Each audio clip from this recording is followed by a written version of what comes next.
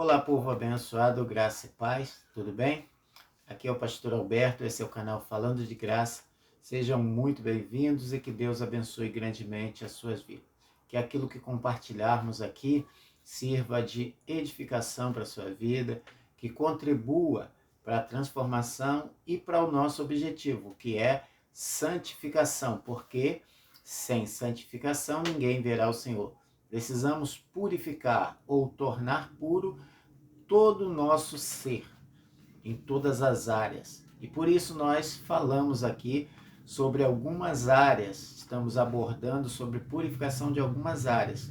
E agora estamos falando desde ontem sobre a purificação das nossas atitudes ou a purificação dos nossos pecados de atitude. E espero que esses estudos estejam abrindo o seu entendimento, fazendo você enxergar coisas que até então você não enxergava. Tá? Você pode comentar aí como você recebeu a mensagem de ontem, o que foi ministrado aqui ontem e de que forma isso contribuiu para você. Tá? Eu estou muito feliz em receber os feedbacks das pessoas aí, de vocês, elogiando, né, e dizendo como tem sido positivo essas mensagens. Eu fico feliz porque este, desde o princípio, foi o meu objetivo, alcançar pessoas e ajudá-las a também chegar a esse objetivo que é ser santo, irrepreensível diante de Deus, tá? Então você pode deixar teu comentário. Quero também parabenizar você, né? Temos novos inscritos aí no canal. Você que está acompanhando aí também, você que está conhecendo esse canal, é um prazer muito grande ter você aqui comigo. Convido vocês a ficar até o final. Como sempre, no final nós fazemos a oração, ministramos sobre a vida de vocês e certamente alguma coisa que fizermos aqui, falarmos ou a nossa oração pode ir de encontro a alguma necessidade sua e basta isso para que o milagre aconteça. Vamos ler um texto bíblico para começarmos o vídeo de hoje. Na verdade, o vídeo já começou. Começarmos a ministração de hoje. Mateus 5:44 está escrito assim: Mas eu lhe digo, amem os seus inimigos e orem por aqueles que os perseguem. Eu quero começar falando sobre esse ponto. Sabe por quê?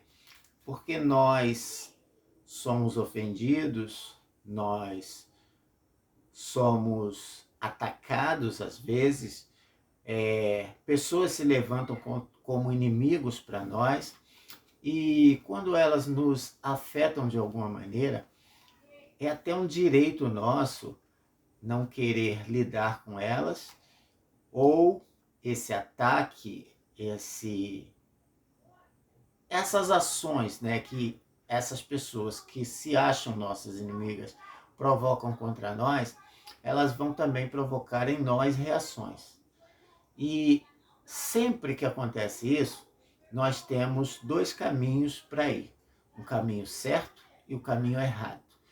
Geralmente nós acolhemos no nosso coração ira, raiva, mágoa, ressentimento e às vezes até desejo de vingança. E esse é o padrão, né, do ser humano querer retribuir ao outro aquilo que nos é dado. Mas se temos a intenção de ser santos como o Senhor nós precisamos agir como ele.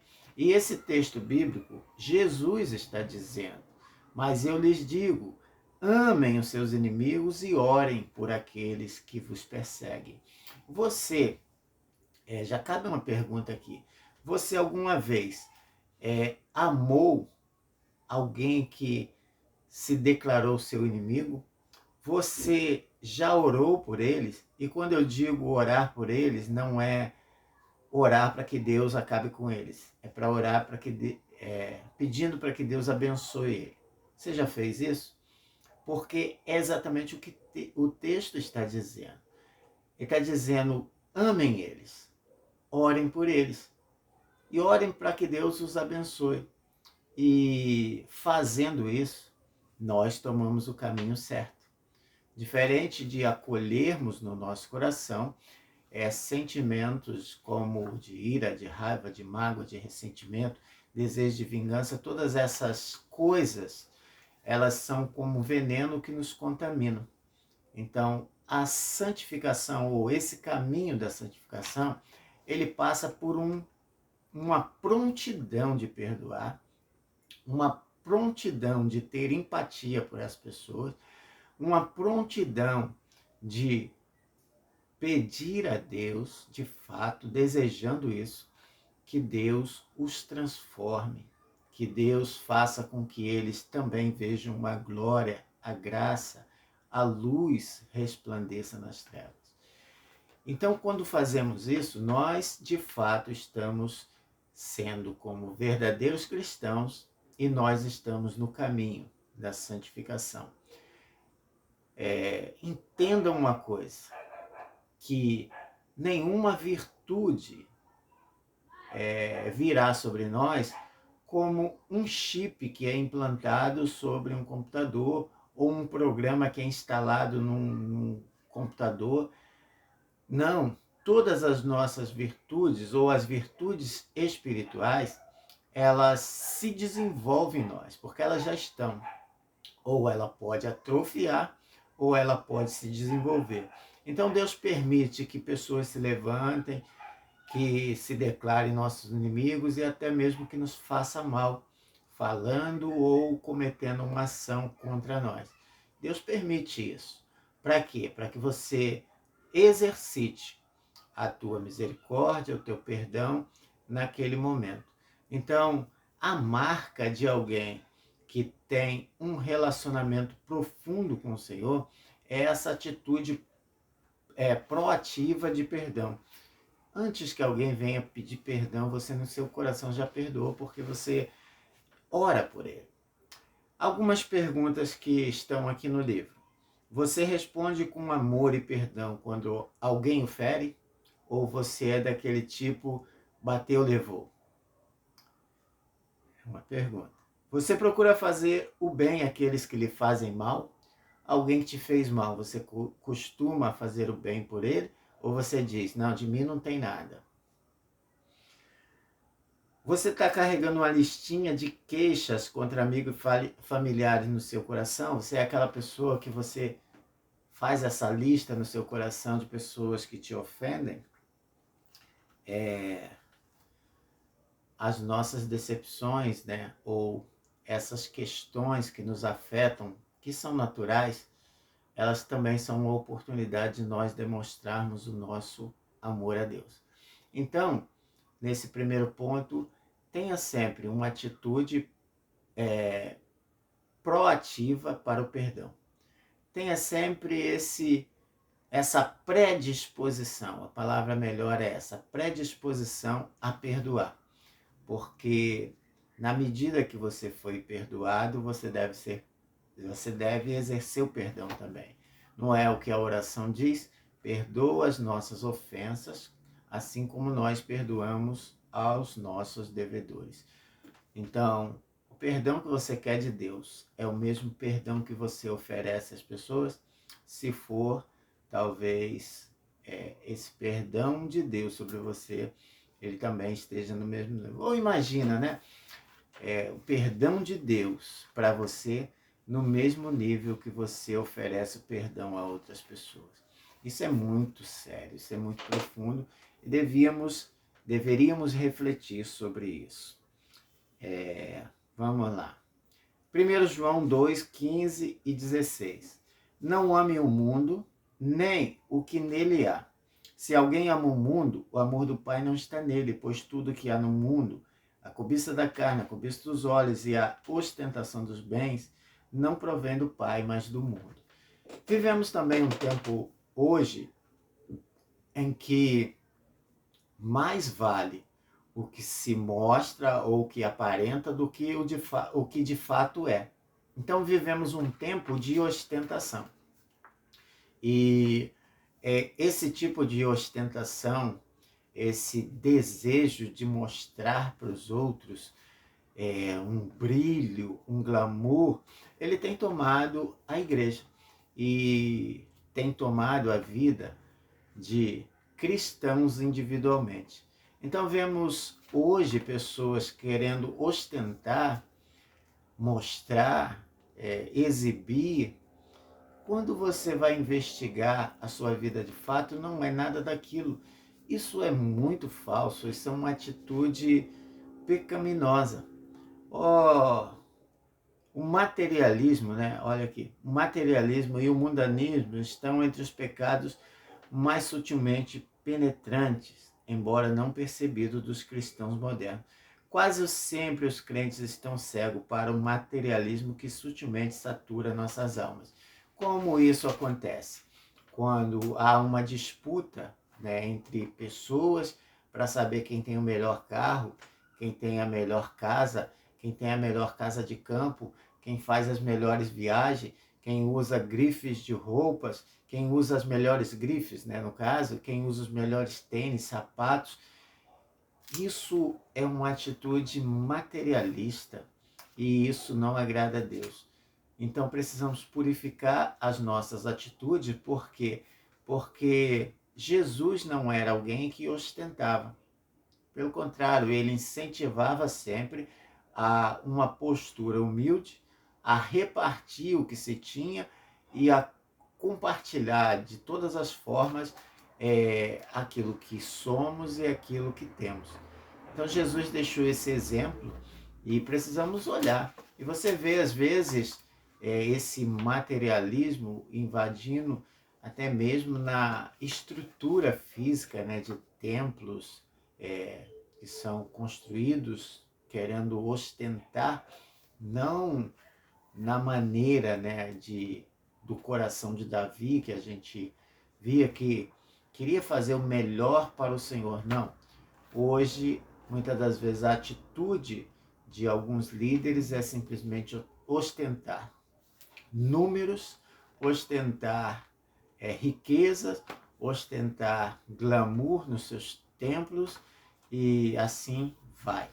Então devemos ter cuidado em nós. Nós não estamos falando aqui para julgarmos outras pessoas. Eu estou trazendo apenas como exemplo, tá? Jamais, longe de mim, querer fazer qualquer tipo de julgamento sobre essas questões. Mas devemos olhar para nós, principalmente no nosso coração, porque quem é que conhece o espírito do homem, senão o próprio homem? Lembra que eu falei no primeiro vídeo que a atitude tem a ver com o espírito da pessoa ou essa predisposição da pessoa? Então precisamos olhar para nós. Será que eu sou alguém que me preocupo mais em ostentar do que em ser? Precisamos refletir sobre isso. E isso, né, a gente vai ver também, né, como um sinal, está aqui entre as perguntas, eu não vou fazer essa pergunta, mas vou ler somente essa aqui. Você mal entrega o seu dízimo, embora paga juros enormes aos seus credores? Isso aponta, né, para pessoas que, nesse desejo de materialismo, de ostentar, às vezes compram coisas que não precisam, se endividam e pagam juros caríssimos nos seus cartões, se enrolam de todas as maneiras e quando é para contribuir com seus dízimos e a oferta, ele não tem. Por quê? Porque o gafanhoto está saqueando a sua sacola. Vamos lá aqui, um outro ponto.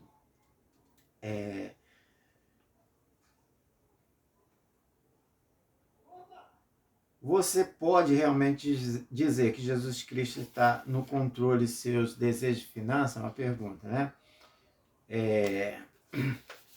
Precisamos deixar, como eu disse ontem, Jesus entrar, né, em todas as áreas da nossa vida e dominar, controlar todas elas. Uma outra pergunta: você tem orado ardentemente sobre as suas decisões financeiras ou está simplesmente se deixando levar pelo materialismo do mundo? Hoje há excelentes livros e recursos para ajudá-la a reduzir suas dívidas e libertá-la da escravidão da cobiça. Eu penso que essas questões, elas são como iscas, né, que acabam prendendo. Eu falei em outro vídeo sobre prisões espirituais, e a dívida é uma prisão, porque o diabo ele quer que você esteja preso, que você esteja endividado, porque endividado você não irá contribuir com o reino de Deus, você não irá ajudar as pessoas que necessitam. Tudo isso são cumprimentos, né, de desejos e vontades de Deus para nós. Então precisamos rever nossas atitudes nessas áreas. Uma outra questão aqui, né, para a gente fechar aqui, e essa é talvez a mais importante, em Hebreus 11:6 está escrito assim: sem fé é impossível agradar a Deus, pois quem dele se aproxima precisa crer que ele existe e que recompensam os que o buscam. A falta de fé ou a incredulidade é talvez um dos maiores pecados do homem, porque a fé, segundo Hebreus 11:1, é o firme fundamento de coisas que se esperam e certeza de coisas que não se vê. Então, se você não espera, se você não crê, se você não consegue enxergar, você não tem fé, e sem fé você não agrada a Deus. Então, isso acaba se tornando um pecado, e também não é somente um pecado, é um descaminho, porque toda a sua vida ela vai se guiar, ou ser guiada, não pela fé, mas pela incredulidade. E tenta imaginar alguém que não acredita em nada.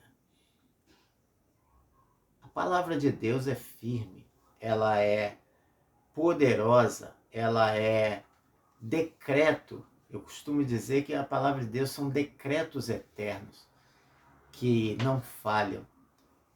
Entendemos que Deus é fiel às suas palavras, ao que prometeu, ao que ele declarou e revelou a nós.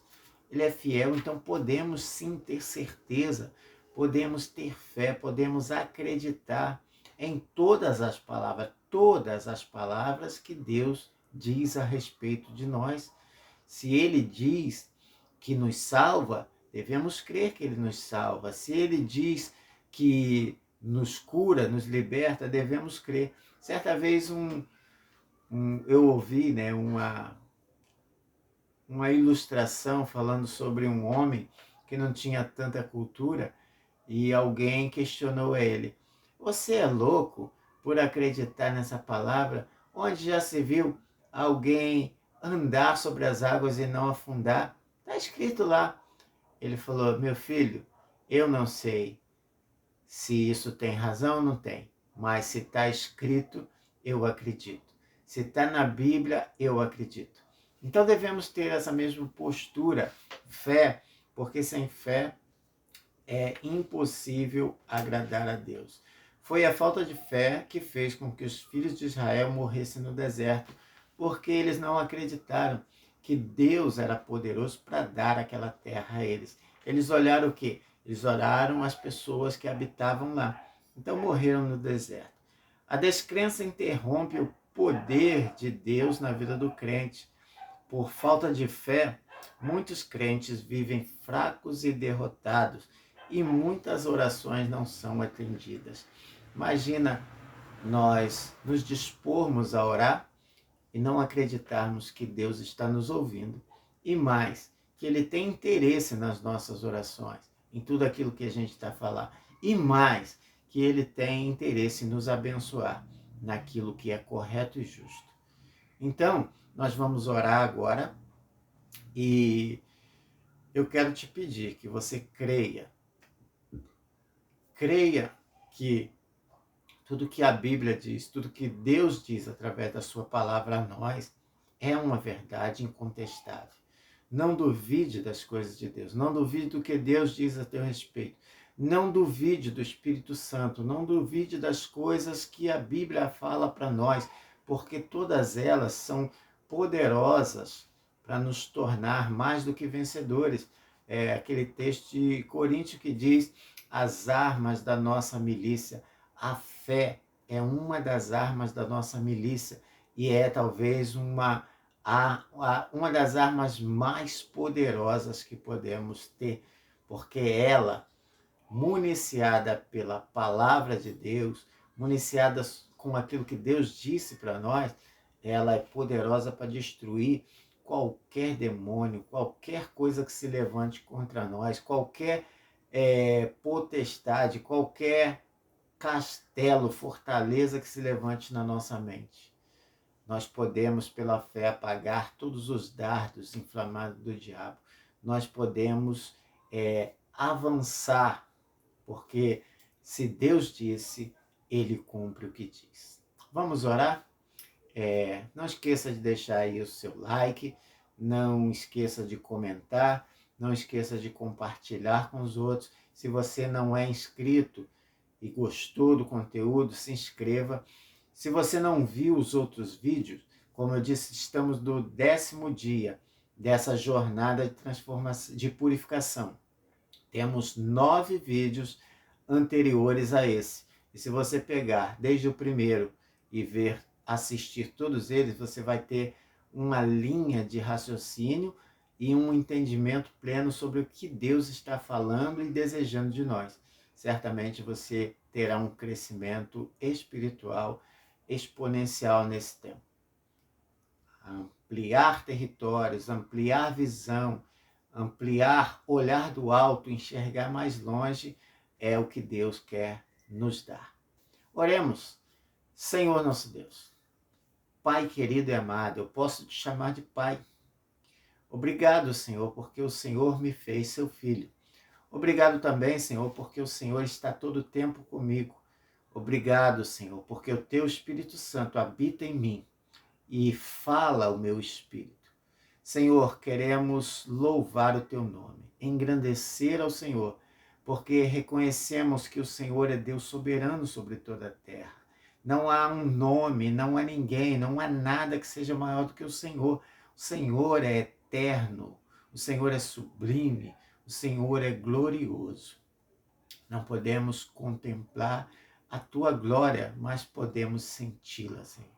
E nós sentimos, Senhor, a tua presença, o teu mover, o vento do teu Espírito Santo nos impulsionando, nos dando ânimo, nos dando certezas nas nossas vidas. Ó Pai querido, conduza-nos, Senhor, por esse caminho de santificação. Traga, Senhor, à nossa memória coisas que precisamos confessar ao Senhor. Nos aperfeiçoa, Senhor, em Ti. Que possamos, Senhor, a cada dia mais ser mais semelhantes ao Senhor. Abençoa, Senhor, essas pessoas que estão orando comigo. Olha, Senhor, para as suas necessidades. Cura, Senhor, as suas feridas emocionais. Tem pessoas, Senhor, feridas emocionalmente. E o diabo tem atacado nessas feridas. Lembranças dolorosas que insistem em permanecer nas suas mentes. Violências, Senhor, que sofreram tempos passados. Ó Deus, derrama o teu bálsamo curador sobre essas pessoas. Apaga, Senhor, toda lembrança dolorosa sobre eles. E que, a partir de agora, eles sintam uma grande alegria em saber que o Senhor os visitou e os curou. Pai querido, nós entregamos, Senhor, nossa mente, nosso coração, nosso ser por completo ao Senhor, para que o Senhor faça conosco como bem quiser. Usa-nos, Senhor, como instrumentos de justiça para esse tempo, para atendimento, Senhor, aos necessitados, aos feridos, aos que estão se perdendo, Senhor. Que sejamos instrumentos de salvação na vida deles. Derrama sobre nós, Senhor, uma nova unção, uma graça, um poder e uma autoridade, Senhor, para fazermos coisas extraordinárias. Eu oro assim, em nome de Jesus. Amém. Amém? Que Deus abençoe grandemente suas vidas. Que Deus os transforme. Que aconteça ainda nessa noite algo sobrenatural da parte de Deus. Que vocês tenham sonhos, visões, revelações de Deus para socorro e para cura daqueles que necessitam do favor de Deus. Que sejamos essa igreja relevante para esse tempo, essa igreja necessária, essa igreja que vai dizer: Senhor, eis-me aqui, usa-me a mim. Eu desejo a vocês um restante de noite abençoada. Se você está assistindo durante o dia, que o seu dia seja próspero, vitorioso, de resposta, de milagres. Eu desejo isso em nome de Jesus. Amém.